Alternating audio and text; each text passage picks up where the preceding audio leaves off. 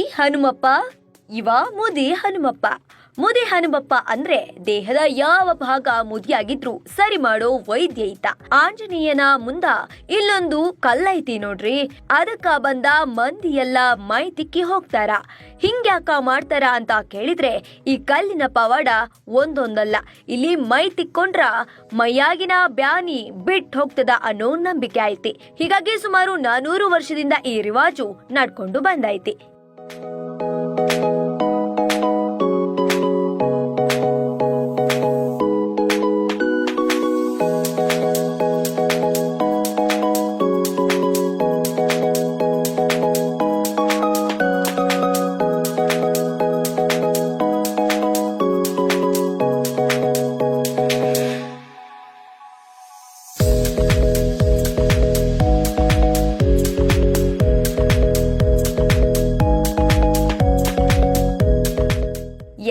ಈ ದೇಗುಲಕ್ಕೆ ಕಲ್ಯಾಣಿ ಚಾಲುಕ್ಯರ ಕಾಲದ ಇತಿಹಾಸ ಇದೆ. ಜಕಣಾಚಾರ್ಯರು ಇಲ್ಲಿ ಸೂರ್ಯನಾರಾಯಣ ಈಶ್ವರನ ಮೂರ್ತಿ ಕೆತ್ತಿದ್ದಾರೆ. ಅಂದ ಹಾಗೆ ಇದುವೇ ಹುಬ್ಬಳ್ಳಿಯ ಹಳೆ ಹುಬ್ಬಳ್ಳಿ ಸರ್ಕಲ್ನಲ್ಲಿರೋ ಮುದಿ ಹನುಮಪ್ಪ ದೇವಸ್ಥಾನ. ಈ ಹನುಮಂತ ಇಲ್ಲಿ 3 ರೂಪದಲ್ಲಿ ಕಾಣಿಸಿಕೊಳ್ತಾನೆ.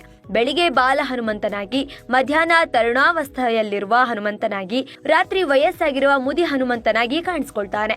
ಅಷ್ಟೇ ಅಲ್ಲ, ಸೂಕ್ಷ್ಮವಾಗಿ ಗಮನಿಸಿದ್ರೆ ಕೇಶದ ಆಕಾರದಲ್ಲಿ ಗೆರೆಗಳು ಮೂಡಿ ಮರೆಯಾಗುತ್ತವೆ. ಹಾಗೆಯೇ ಈ ದೇಗುಲದಲ್ಲಿ 2 ದಿನಗಳ ಕಾಲ ಶಿವಾಜಿ ತಂಗಿದ್ದು ಪೂಜೆ ಮಾಡಿ ನಂತರ ಶಿರಹಟ್ಟಿಯ ಮೇಲೆ ದಂಡೆತ್ತಿ ಹೋದನು ಎಂಬ ಐತಿಹ್ಯವಿದೆ. ಇಲ್ಲಿನ ಕೇಂದ್ರ ಬಿಂದು ಇದೊಂದು ವಾಡಿಯ ತರಹ ಇರುವ ಮನೆಯ ಒಳಗೆಯೇ ದೇಗುಲ ಇರುವುದು. ಇಲ್ಲಿ ಎಷ್ಟೋ ಮನೆಗಳು ದೇವಸ್ಥಾನದ ಒಳಗಡೆಯೇ ಇದ್ದಾವೆ.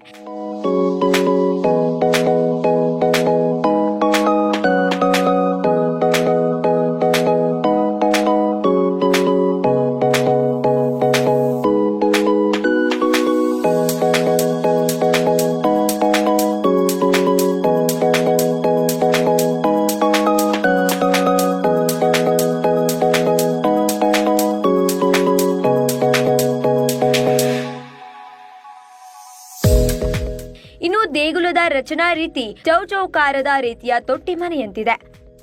ಇಲ್ಲಿ ಎದುರಿಗೆ ಮನುಷ್ಯನೊಬ್ಬನ ದೇಹ ಪೂರ್ತಿ ಹೋಗುವ ಅವಕಾಶವಿರುವ 5 ಹೆಡೆಯ ನಾಗರ ಕಲ್ಲಿದೆ. ಈ ಕಲ್ಲಿಗೆ ಆಂಜನೇಯನ ದೃಷ್ಟಿ ಇದೆ. ಈ ನಾಗರ ಕಲ್ಲಿನ ವಿಚಿತ್ರವೇನೆಂದ್ರೆ, ಹಿರಿಯರಾಗಲಿ ಕಿರಿಯರಾಗಲಿ, ಹೆಣ್ಣಾಗಲಿ ಗಂಡಾಗಲಿ ಯಾರಿಗಾದ್ರೂ ಸಂಧಿವಾತ, ಸ್ನಾಯು ಸೆಳೆತ, ಬೆನ್ನು ನೋವು, ಕಾಲು ನೋವು, ಮಂಡಿ ನೋವು, ಯಾವುದೇ ರೀತಿಯ ಕಾಯಿಲೆಗಳಿರಲಿ ಈ ಕಲ್ಲಿಗೆ ಮೈ ಉಜ್ಕೊಂಡು ಹೋದ್ರೆ ಆ ರೋಗ ಹೋಗುತ್ತದೆ ಎಂಬ ನಂಬಿಕೆ ಇದೆ. ಹೀಗಾಗಿ ಪ್ರತಿ ಸಲ 5 ವಾರ 3 ವಾರ ಹೀಗೆ ಭಕ್ತರು ವೃತ್ತದ ರೀತಿ ಬಂದು ದೇವರಿಗೆ ಪೂಜೆ ಸಲ್ಲಿಸಿ ವಿಸ್ಮಯದ ಕಲಿಗೆ ಕೈಕಾಲು ತಿಕ್ಕಿ ಹೋಗ್ತಾರೆ. ಹೀಗೆ ಮಾಡಿದವರು ಗುಣವಾದ ಅನೇಕ ನಿದರ್ಶನಗಳಿವೆ. ಮುದಿ ಹನುಮಂತ ದೇವಸ್ಥಾನವು ಹಳೆ ಹುಬ್ಬಳ್ಳಿ ಸರ್ಕಲ್ನಲ್ಲಿರುವ ಈ ದೇಗುಲಕ್ಕೆ ಬರುವುದು ಬಹಳ ಸುಲಭ. ಸಿದ್ದಾರೂಢ ಮಠದಿಂದ ಒಂದು 4-5 ಕಿಲೋಮೀಟರ್ ದೂರದಲ್ಲಿರುವ ಈ ದೇವಸ್ಥಾನಕ್ಕೆ ಸ್ಥಳೀಯ ಬಸ್ಸುಗಳು ಸಂಚರಿಸುತ್ತವೆ. ಆಟೋಗಳು ಕೂಡ ಇದೆ.